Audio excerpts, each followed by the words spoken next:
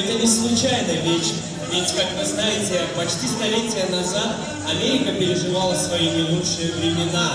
Именно тогда символом духа свободы стал джаз.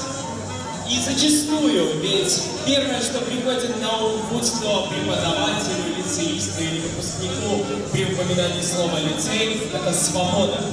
Свобода творчества, свобода мысли, но в то же время и знание рамок и возможность выйти за эти рамки.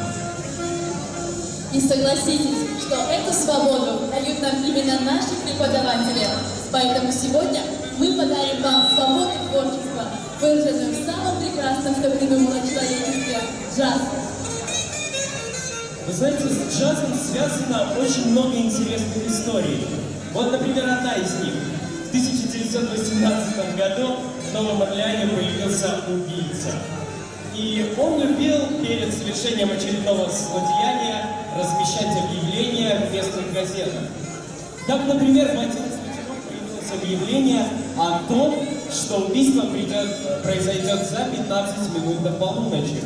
Но убийца не тронет тех, кто будет в это время слушать джаз. И уже в 11 вечера все ночные заведения Нового Орлеана были переполнены, а музыканты играли прямо на улице. Убийство так и не произошло. Так что нам сегодня точно никто не помешает. И сейчас бы хотелось сделать вот что. Вот все привыкли отвечать на ваши вопросы на парах, решать песенки, рассказывали как. А сейчас мы хотели бы для вас провести небольшой опросик. И для этого мы пригласили нашего сеньора.